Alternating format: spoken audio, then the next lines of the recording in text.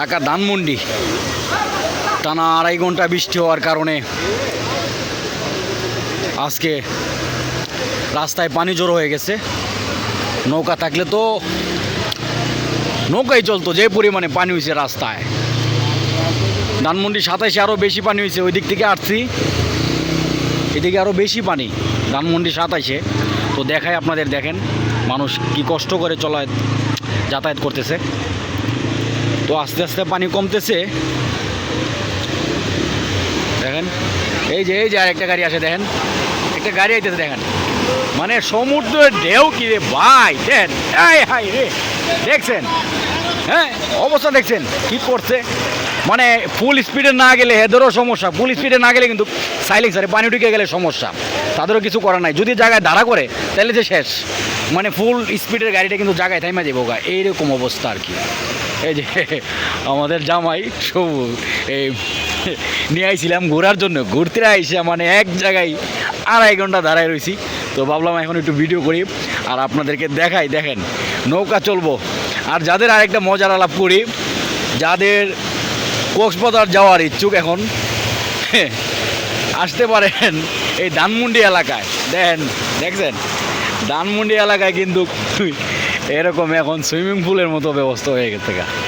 আমরা তো ভিডিও করতেছি, অনেকে কিন্তু ভোগান্তির শিকার হয়েছে, অনেকে যাতায়াত করতে পারতেছে না, রাস্তাঘাটে গাড়ি ঘোড়া একদম বন্ধ হয়ে গেছে।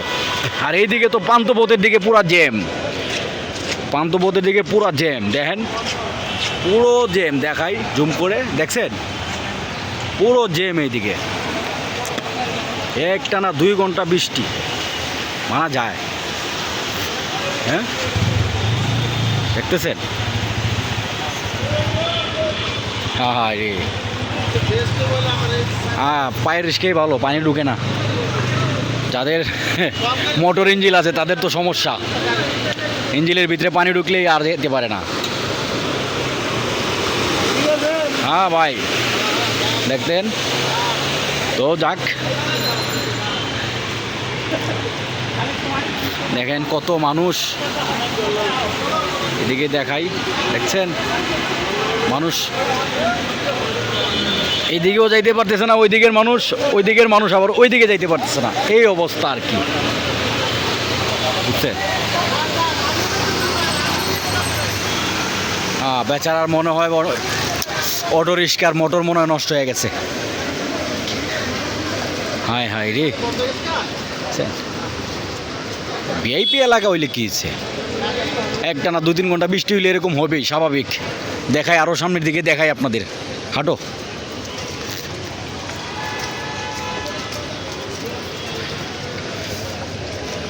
আসলে আল্লাহ দিলে কিছু করার নাই, আল্লাহ দিলে কিছু করার নাই। অনেক মানুষের দোকানে পানি ঢুকে গেছে, আল্লাহ লোকে তো আর জোর কাটায় চলে না। অনেকেই দেখছি আমরা, অনেকেই কি করে, যদি একটুখানি হালকা একটু ভুল করে পানি পালায় শুকনা জায়গায়, বাপরে তারে কি করব কি না। আর এখন দেখেন হ্যাঁ কি করব, শুক্রবাদ এলাকা, হ্যাঁ সুন্দর একটি আপু এখানে দাঁড়িয়ে আছে।